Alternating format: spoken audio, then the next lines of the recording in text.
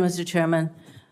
We have a broken immigration system. This was acknowledged over a decade ago when I first arrived in the United States Senate. And we actually, in 2013, we had a bipartisan, comprehensive immigration reform bill that addressed the issues of all of the immigrants who are working in various large sectors of our economy, i.e. in the ag sector, where the Chamber of Commerce are concerned about what we're doing with immigration policy, where we dealt with the undocumented immigrants who are working and paying taxes for which they get absolutely, they're paying the Social Security, Medicare, they don't get those benefits at all. So we have a broken immigration system. We actually had the two senators who are sitting here, the chairman and the former chair of the committee, who are part of a comprehensive immigration reform. So I don't know why we cannot come to some sort of an agreement to deal with the massive, complex issues that confront us.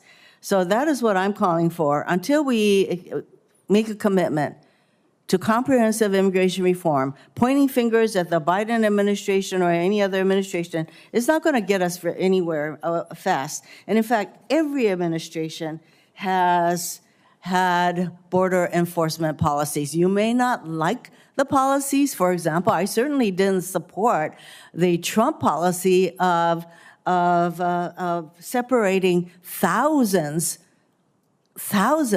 of children from their parents without keeping track of who their parents were. All I'm asking for is a rational, reasonable, humane immigration policy. So that was what I thought the comprehensive immigration bill in 2013 was. I didn't agree with all of the provisions, but some of us worked really hard on it, and Senator Graham, as I mentioned, was part of that. So that's what I think we ought to be focusing on.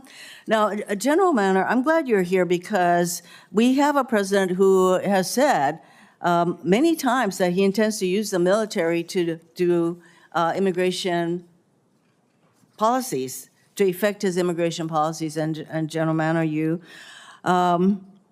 said that that is going to have a very negative impact on readiness, for example, because our military, including the National Guard, they are not trained for immigration enforcement.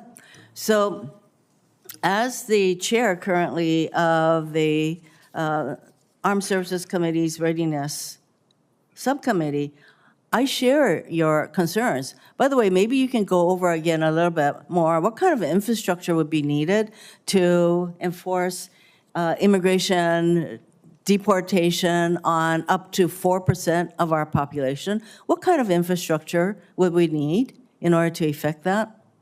I have to defer to the other experts on the panel. Okay, well, then that would be Mr. Ragnick-Melnick.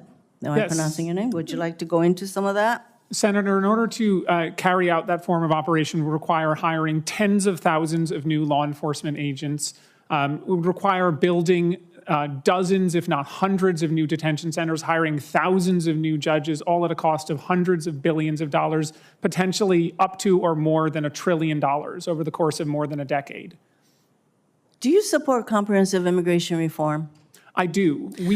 Does anybody on this panel not support comprehensive immigration reform that really gets to some of the problem, well, that really addresses the issues that we're facing? Anybody on the panel? Senator, I have to say, comprehensive immigration reform is not a defined term, and as with all legislation, the devil's in the detail. Excuse me, you can look at the 2013 bill, and that had some of the kinds of, that would be what I would describe as comprehensive. It was not the answer, it was not the be-all and end-all, but it was pretty comprehensive, wouldn't you say? I was actually on the bench at the time that bill was introduced. I was an immigration judge and not involved in legislation. Well, it was, trust me when I say that, it was about as comprehensive immigration reform as we have managed to do in over a decade at this point. And that's more, I think, what we need to do. And I don't think there's anybody here who supports something called the open borders, because as I said, every single administration has had border enforcement policy. You may not agree with all of that. I don't think there's anybody sitting here who supports open borders, whatever the heck that means. But we all know that we need to have border control. We need that. But what are we going to do about the 11 million to 13 million undocumented people here who are very much a part of our community and the fabric of many, many communities, not to mention that there are U.S. citizens that are part of their families? And are we going to start busting them up? What's that going to do? So, before we start throwing out all kinds of so-called solutions, I think we need to think about what are we going to do to have a rational, reasonable immigration policy, and that's what I'm calling for. Thank you, Mr. Chairman.